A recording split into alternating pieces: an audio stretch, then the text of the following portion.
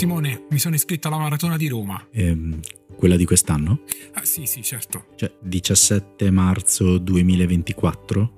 2 mesi, dai, insomma, sembra tanto così, eh? No, sembra poco, ma non avevi detto che non facevi più maratone, scusa, l'hai detto in tante puntate? Sì. Ecco, vabbè, parliamone dopo la sigla. Siamo Simone Cellini, Marco Raffaelli e questo è Run Nation 451, il podcast dei e per i runner che vogliono restare sempre sul pezzo. Allora Marco, faccio un bel respiro, raccontami tutto con calma. Ma guarda Simone, la decisione dell'iscrizione alla maratona è arrivata proprio così, a cappero, come si potrebbe definire, come gran parte delle decisioni atletiche di chi vive con passione questo sport e non se ne è mai fatta una malattia poi, insomma, lo vive serenamente. E serenamente avevo deciso basta maratone, questo 2 anni fa. Dopo tante medaglie appese in casa, tanti chilometri sotto le gambe, avevo detto ok, basta, troppa fatica, prepararla, non farla. Poi una mattina come un'altra, mentre ero in mezzo al traffico a Roma, sai quei momenti proprio che così te li capi giù come se niente fosse, ho detto ma solo gli stupidi non cambiano mai idea. Allora eccomi qua, con il 18° pettorale della maratona di Roma da andare a ritirare. Allora già quella citazione sai che per me è mettere una sciabola nella piaga, perché ci ho perso 50.000 euro 14 anni fa, ma vabbè, ma pazzia per pazzia Marco, se vuoi ti posso dare una mano a prepararla visto il poco tempo che manca, anzi nonostante il poco tempo che manca, però nel caso dobbiamo stabilire delle regole, dei confini, delle linee guida che per me sono imprescindibili. Va benissimo, ci sto. Allora, fammi fare un po' mente locale, facciamo un po' di premesse. Intanto sono anni che non corri una maratona. Poi abbiamo poco più di 2 mesi per provarla a preparare, il che vuol dire poco, anche se dall'altra parte bisogna dire che tu corri 5 volte a settimana regolarmente, quindi questo ci può aiutare. Potremmo provare una modalità che sto testando anche con altri runner che seguo, perché da una parte velocizzi un po' l'entrata in condizione, visto che non manca così tanto, ma dall'altra ti aiuti anche a creare quegli adattamenti utili a correre 42 km. E considera che dobbiamo farci star dentro la palestra 3 volte a settimana e le gare, le classiche qui su Roma, cui ovviamente non si può mancare. Sì. Che c'è? No, stavo pregando in silenzio. Ok, allora ti chiedo di fare come quelli che fanno, sai, quelli vestiti di giallo a casa tua, no? Hai presente? No, chi? Le guardie, devi essere svizzero, come le guardie svizzere. Ok, chiaro. Le gare allora dai, le possiamo mettere dentro, ci aiutano anche a alzare un po' la condizione, però alcune magari ci mettiamo d'accordo, anche se con il pettorale attaccato alla maglietta bisognerebbe sempre spingere, e le utilizziamo un po' per allenamento e un po' anche per testarti. Ok, e quindi come procediamo? Allora, intanto ti faccio fare dei test per capire dove siamo, punto di partenza per arrivare a 42 km e centinaia di metri, sai, perché tanto la traiettoria più veloce non la farai mai, è il 17 marzo.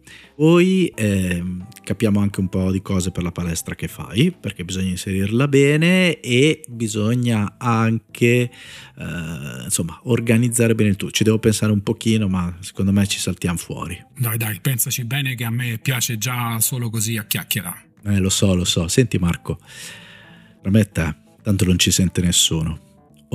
Stavolta, non come l'altra volta, ci arriviamo al 100% con la testa in gara, giusto? Ma guarda Simone, io lo sai, partiamo dai lavori d'allenamento. A me quando già in passato mi hai dato qualcosa da fare sono stato asburgico, ho fatto tutto, io cascasse il cielo ma l'allenamento lo porto a casa fino allo sfinimento. Poi in gara cambia tutto, è come se la festa fosse finita, è come la domenica del weekend, è finita la gioia dell'attesa per prepararla. E che succede? Che arrivare dietro la start line è già fatto tutto. Allora che faccio? Durante la gara finisce l'euforia magica che c'è in termini di preparazione e comincio a darmi delle giustificazioni: Dio, fa caldo, fa freddo, sono partito troppo veloce, seguo gli amici che vanno veloci per fare 4 chiacchiere, insomma.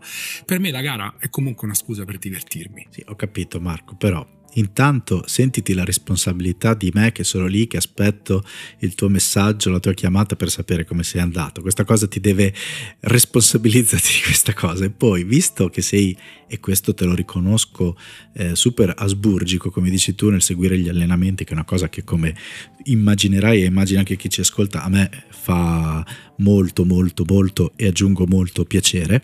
però proprio per questo stavolta festeggia, sorridi, ma quando c'è lo sparo per quelle 3 ore e mezza, 3 ore e 40, 3 ore e 50, perché insomma non è scontato per niente, ma vediamo di portarla a casa sotto le 4 ore, poi Roma non è veloce, dai, un po' cazzuto, dai, ok? Sì, sicuramente. Io guarda, l'avevo detto, quest'anno, il 2024 è l'anno buono.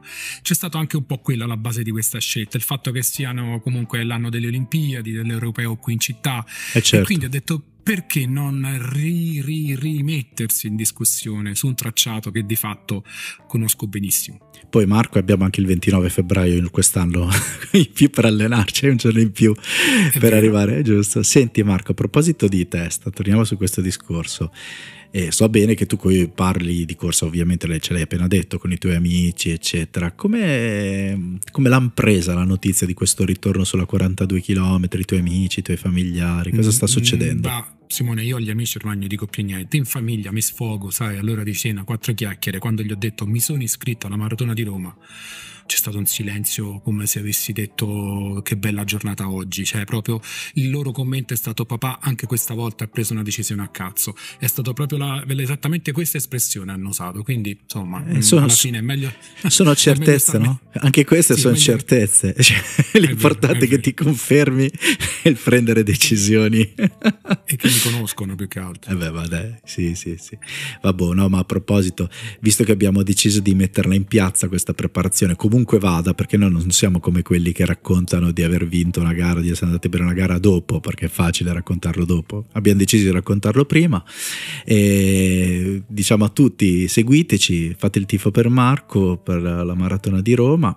Io Marco intanto mi sto la maratona che faccio è fare le scale su e giù col piede operato, ma è già troppo, e poi niente, dai, tra una puntata e l'altra non parleremo solo di queste di Run Nation 451, aggiorniamo i nostri amici che ci ascoltano, e secondo me comunque qualunque risultato farai stai già facendo bella figura, già mettendoti in gioco e appunto raccontandolo. Ma guarda Simone, io sono sicuro che sarà un tripudio di considerazioni, di domande, di incertezze, dimenticanze di allenamenti recuperati chissà quando, e ovviamente di incazzature del coach, ma noi facciamo così, non glielo diciamo. No, quando mi arrabbio no, però speriamo che sia di grandissimo aiuto e di ispirazione a chi come te magari vuole tornare dopo anni a correre una maratona, a chi vuole correre la prima maratona, a chi sta riprendendo da un'operazione o un brutto infortunio come sta accadendo a me. Dai, anche in questo modo cerchiamo di darvi una spinta nelle vostre corse del 2024. Marco, in bocca al lupo.